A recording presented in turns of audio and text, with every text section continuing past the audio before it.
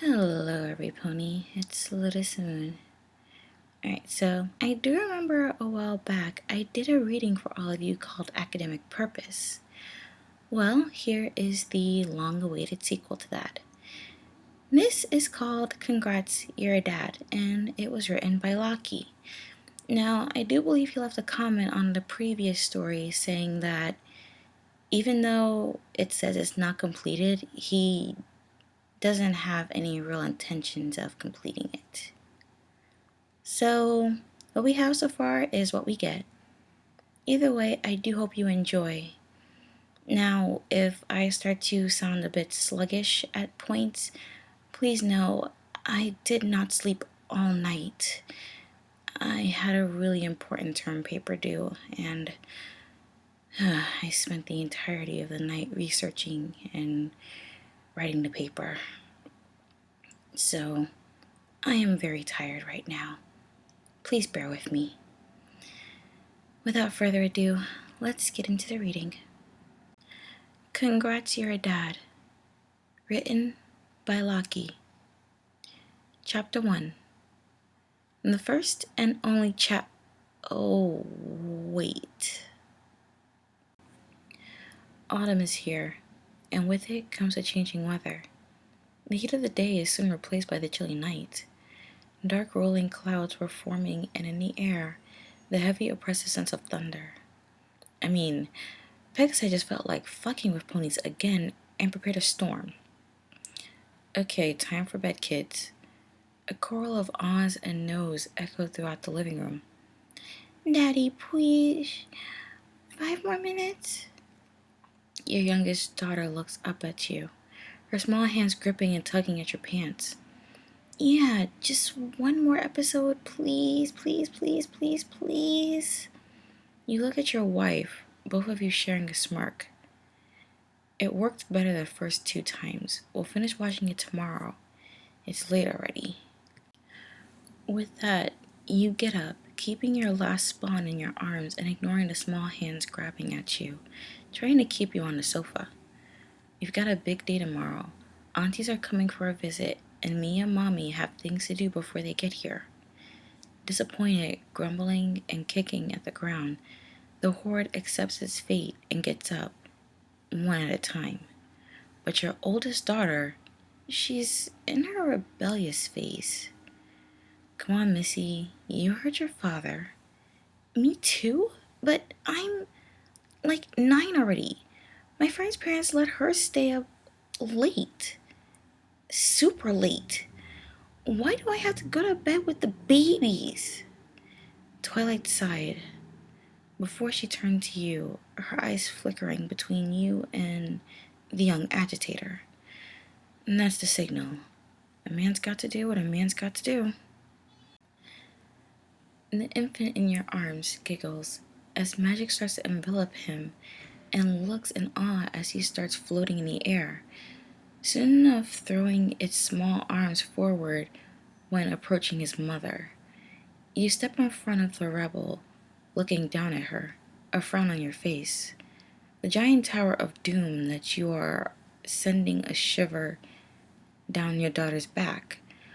Why do you have to sleep with the babies, you said? She doesn't say anything, obviously frightened by your act. Do you really want to know why?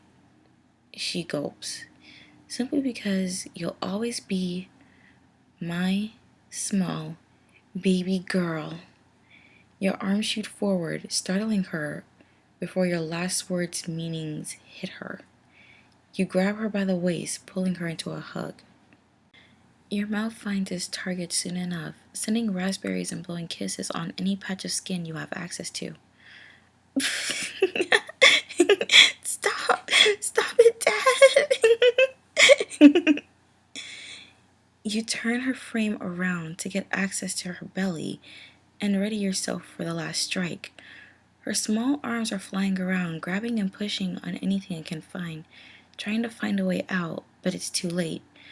The motorboating sound resonates throughout the whole castle. Giggles and snorts fill the room, coming from all directions. Okay, I get it. Just let me down already. You let her down, but Not before giving her cheek a good wet kiss. And that's what I thought. You say that proudly, turning to find your wife's gaze giving her a how'd I do look. She rolls her eyes, but the huge smirk plastered on her face gives you what you wanted. Another tug brings your attention down, and this time coming from your third daughter. She stares at you, her huge eyes filled with hope while her arms are pointed up, her hands clasping at thin air. Up! Up! You grab her and give her your cheek, a big wet kiss of her own, the moment she's close enough. Good night, Daddy. Good night, sweetheart. You return a gesture before bringing her down. She doesn't waste time and runs to Twilight, hugging her and kissing her too. Your wife lets out a content, if exhausted, sigh. Your arms find the small of her back and pull her closer to you. You can't see it, but you know she's smiling. It's now completely dark out, and you hear the wind howling and the rain crashing against the windows of your chamber. You're in bed for a couple of minutes. All the lights are out, and the kids are each in their respective chambers, though you wouldn't bet too much on that, save for the baby, which is resting in his bed right next to yours. So, do you think it's another girl? Your free hand leaves your side and moves to caress her belly. I don't know. It's too early to know, even with my magic. A hoof joins your hand, following its journey around her soon-to-be swollen flesh. Should we tell the kids? Maybe tomorrow with the girls? Are you nuts? Telling Pinky and the kids at the same time? You chuckle knowingly. What? That was fun. You grin, remembering last year's event. Between Pinky's stroke, the knowing grins and waving eyebrows of Dash and Rarity, and the face of flutters when the other kids asked her, where do babies come from? Holy shit, that was glorious. Yeah, fun for you. You didn't have to cope with Rainbow Dash's constant whistling and Rarity's raunchy remarks, or to stop Pinky from giving the kids the birds and bees illustration by using balloons and a pie. To her credit, the balloon actually looked just like my Her hoof cuts you off before she lifts herself a bit to glare at you. Ah, come on, it's nearly midnight. They're asleep. Nuh-uh. You promised. No swearing for a year. Okay.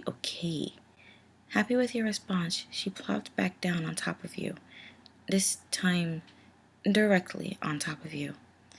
You're not really unfamiliar with the gesture, nor is it uncomfortable. Far from it. It's getting kind of cold, huh? Guess I'll have to look at the fireplace tomorrow. She hums before using her magic to pull the covers up a bit, forming a cocoon around both of you. Your left hand finds its previous spot down on her back, and you start stroking her mane with your right one. Unconsciously or not, her tail starts flicking around, left and right, before ending up on your boxers. It's been a while. It's kind of hard to get some intimacy now. It was fine back in the day when you only had a couple of kids, but now things have escalated quickly. You can consider yourself lucky if you can get some action once a month, and it's been a month, at least. Well, you won't be sleeping anytime soon. Thanks, Dick. But maybe you could. You won't know if you don't try. It's been a while since we've had some time for ourselves. An ear flicks in response, but she doesn't say or do anything. You cup her cheek with the hand on her mane and stroke her back using the other one, slowly pulling down until it rests right above her tail. The kids! We can't, Anand. Shh. They're asleep and it's raining like crazy out there. It'll cover our moans. She shivers, her tail giving another flick. But the baby. Having a baby sleeping in the same room never stopped us before. But come on, Twilight, it's the perfect opportunity. And you're already full, so there's no way you can get more pregnant. She gives a cute giggle before gasping when your hand leaves her back and starts stroking her thigh. And you want it too. You bring your mouth close to her ear before whispering the next words. I can smell it. Another shiver runs through her whole body. Okay, but nothing fancy, alright? You groan. Beggars can't be choosers, or something like that. Yeah, only missionary for the sole purpose of procreation. Stick a cupcake in my eye. Crack! Oh, fuck. The storm has other plans for you, though. The thunder just hit somewhere close by. The loud roaring flash is followed by the sounds of a tree falling down. Okay, every pony.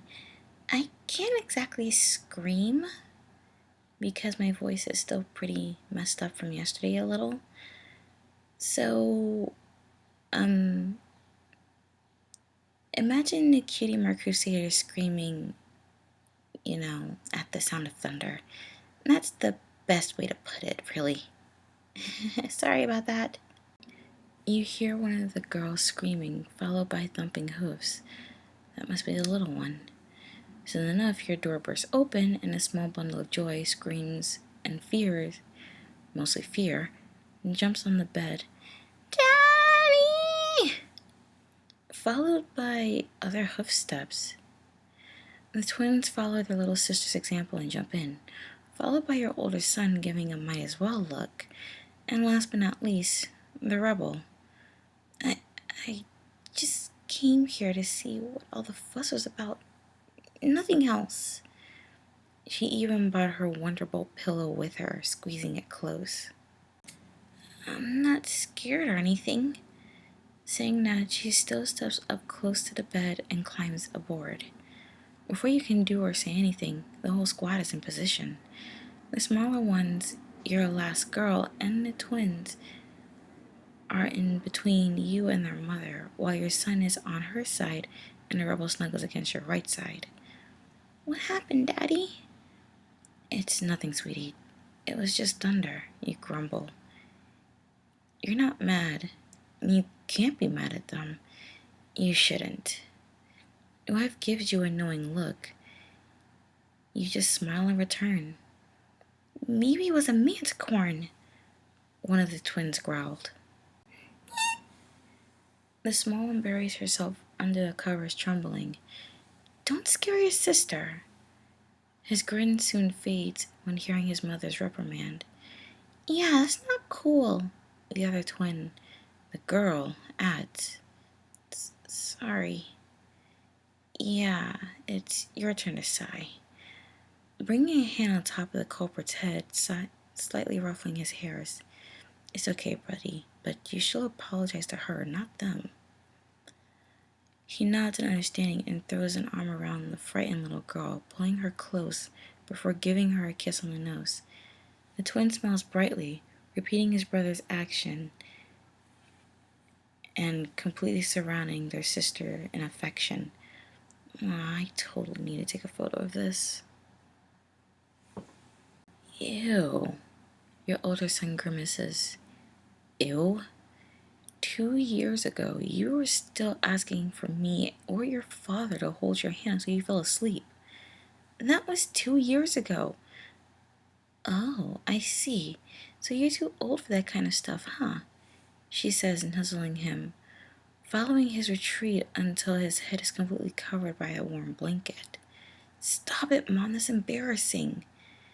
You can't help but chuckle at that, your wife's laugh following soon. Your eyes meet again, and your arm instinctively reaches towards her, covering her cheek once more, her small muzzle pressing and snuggling against your palm. I love you. She blushes slightly, taken by surprise by your words. Me too. The little ones giggle, and your older son magnificently mimes someone throwing up behind his mother's back. And the girl on your right closes the distance and tightens her hug, squeezing her wonderful pillow between the both of you. She doesn't say anything, but she doesn't need to. She's still your baby girl. You lean down and kiss her forehead. I love you too.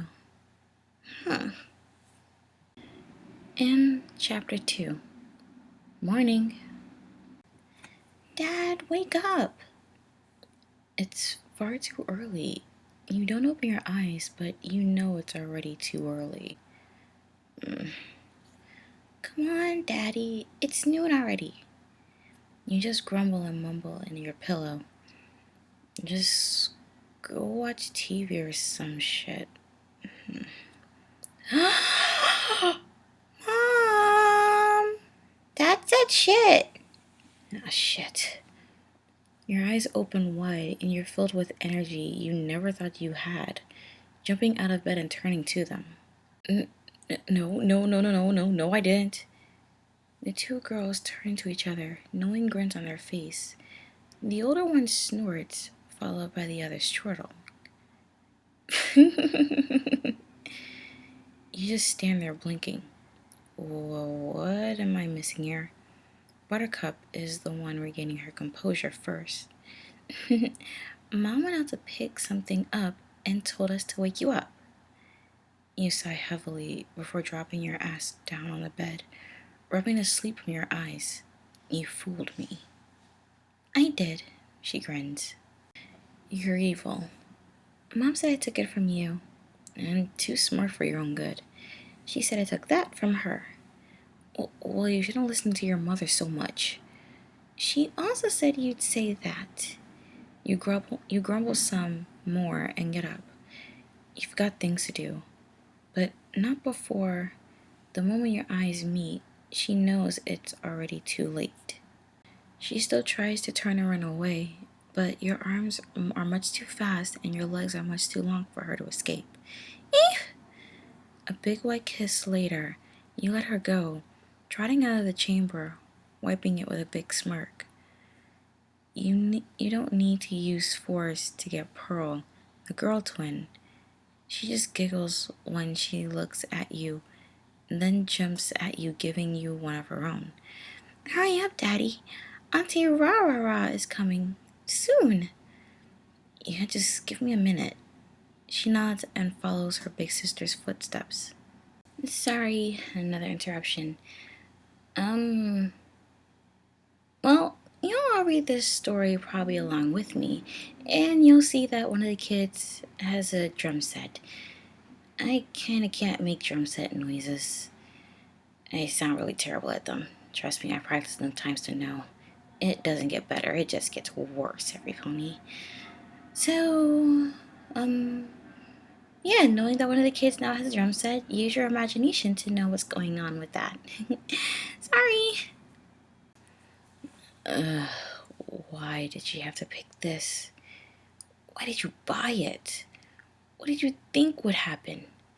Not a piano, not a guitar, not that beautiful ukulele. She had to pick drums. You step in front of her open door and get ready to negotiate. Melody, I know you love this thing, but couldn't you... A loud rattling from behind interrupts you. You blink and step back, looking in the general direction of the hubbub. What now? Faster! Faster! A vehicle, not unlike a racing cart, comes out of the turn in near terminal velocity. Watch out, Dad! You barely have time to get out of the way. The vehicle driving past you at breakneck speeds, dark smoke in its trail. Adrenaline starts pumping and you fear for you, but mostly for your kid. Rocket, stop this right now! I can't! I forgot the brakes! The sound of a palm hitting a forehead could be heard throughout the whole castle. What's going on inside this head of his? Why is this kid so stupid? Buttercup is right next to you, smirking. Mom says he takes it from you. Zip it! And you start running after the death machine. A floor lower, and you're not on its trail anymore. It's much too fast for you. Where the fuck did he get this thing? And why is there an engine on it? Your heart skips a beat and you gasp when you hear a loud crash followed by screams. You can feel all the color fade from your face and a cold chill run all the way down your back. That's it. He killed himself. He finally did it. You run faster than ever, finally arriving on the scene. One of the many unused guest rooms. He crashed through the door and ended his course in a huge double-sized bed. Or what's left of it. The wooden beams the machine hit have flown all around the room. It did stop it, but it didn't turn it off. Its wheels were still turning and screeching against the hard floor. Rocket? He groans, seemingly in pain. You didn't need much more. The heaviest sigh you've ever had leaves your mouth. He's alive, at least. You come to his side, nearly stumbling through the debris spreading across the room, tears threatening to leave the corners of your eyes. Rocket, are you hurt? You take a good look around him, verifying any kind of open wound or limbs missing. He just groans when you start moving his arms around looking for anything out of place. I'm okay, Dad. You can't believe he's okay. Then you try to get him out, but something stops you. He wore a seatbelt. A belt. Oh, thank God. You had a fucking belt. Well, duh. I'm not dumb. You blink. You didn't really expect that kind of response, so you chuckle nervously. You're mad. You're really mad at him, but you're also relieved. So relieved he's okay. So you chuckle. He frowns for a second, but joins you soon enough. But now you're both laughing like fools while the engine is still whirling. What happened here? He did what? She's furious. She's right to be. Sorry. He's crying by now. Surely more because of his mother's tone than what he just did. I leave the house for 1 hour, and this happens. Do you have any idea what could have happened? He just sniffs the fluids running out of his nose, trying to evade his mother's glare. You plop a hand on top of his head and ruffle his hairs. It's okay. He's okay. That's the important part. Then her glare switches targets. Whoops. Engage plan B. But she's right to be mad at you. Her frown deepens. And you understand that, right? Her eyes finally switch to your child once again. He just nods, then wipes his tears and his running nose using the end of his shirt. Good. Give her a hug now. You don't need to give him a push. He's already nuzzling his mother's neck when she reaches out for him with a hoof. She gives you another look. She's scared. Really scared. You can understand why. So you simply join them both for a moment. Is he okay? Your second son, Lucky, is watching from the doorstep, his twin sister's head poking out from behind him. Twilight turns her head to them and is first to respond. Yes, your brother is fine. She frees him from the hug and retreats a bit to end up face to face with him. She sighs. He just did something really, really dangerous. Something he won't do ever again. He nods quickly before getting pulled back in his mother's hug. A loud outburst coming from the machine startles everyone. Puffs of dark smoke leave its front hood, filling the room with a smell you know, but it can't be. So you decide to step towards the dying machine, its wheels slowing down again and again before they stop completely, the beast's engine following suit, its roar becoming a hum, then stopping altogether. You climb in front of it and examine the hood. You open your mouth to ask him how the hell one goes about opening it, but a press of a finger and a click later, it opens up. You take a mouthful of smoke, backing away, coughing, and everywhere. That's the smell of gasoline, or something close to it. How in all hells did he get this here? Once the smoke dissipates, your hand waving around to accelerate the process, your eyes finally have access to the beast's heart. There's an engine, and it's human in nature.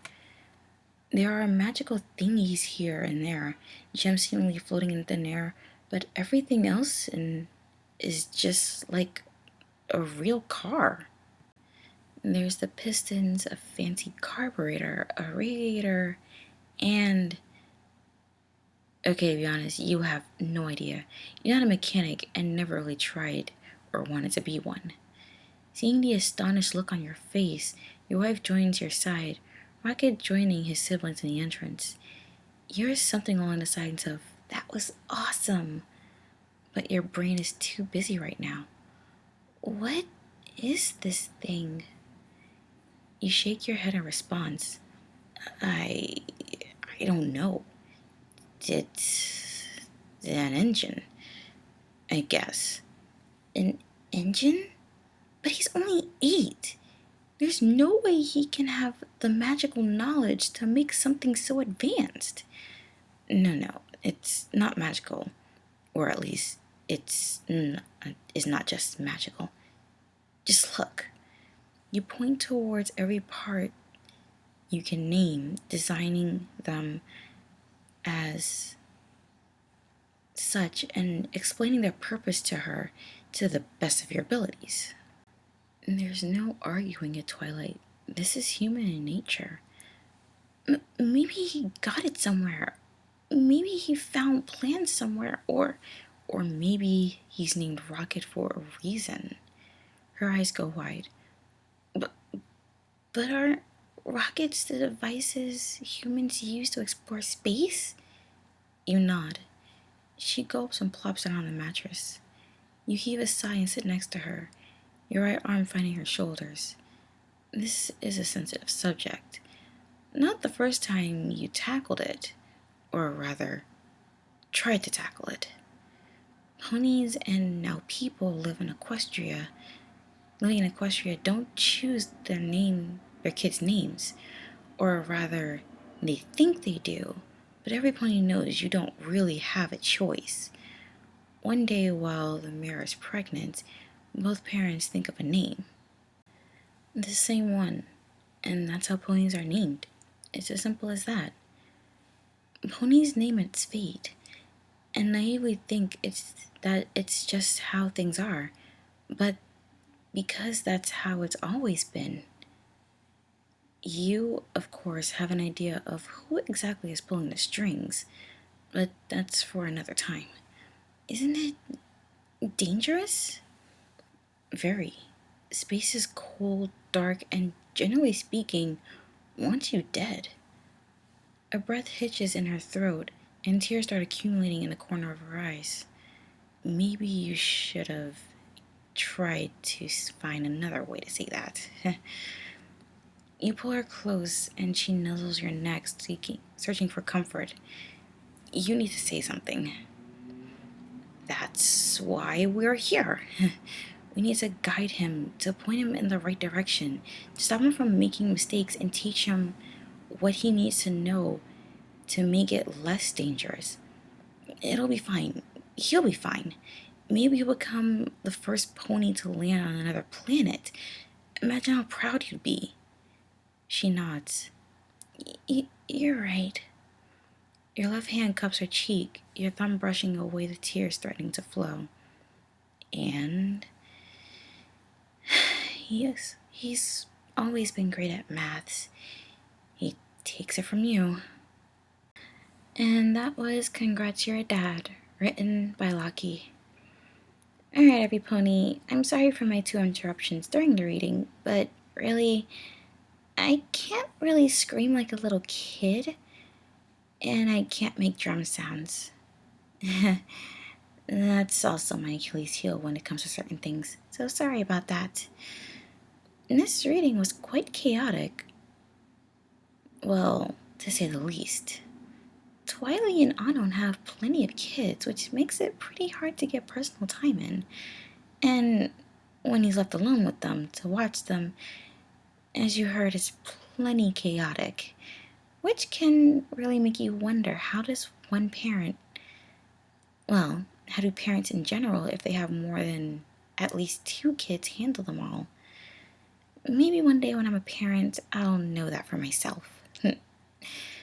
Though, with everything going on, it kind of felt like the Cheaper by the Dozen movies, only without the dozens of kids. A strange comparison, but the closest thing my brain could come up with. Every pony, I do hope you enjoyed this reading, and to any of you anime fans out there, I have a secondary channel called Luna Noir, and the link to that will be in the description down below. I use that channel for doing anime reviews, and since it is the anime season for summer of 2017, I will be reviewing 3 anime. Those anime are Kakerugui, or The Compulsive Gambler. I do apologize if I said the name wrong. Sayuki Reload Blast, and Centaur no Nayami. Those 3 anime are the really big ones that stood out to me. So I do hope you tune in to see them, well, my review of them, and also watch the animes for yourself, because they do look really interesting, and I do believe any of you anime lovers out there might like something pretty new on your plate for this summer season. Anyway, I am Lotus Moon, and I want to wish you all a good morning, afternoon, evening, or night wherever you are, Any Pony. Good night.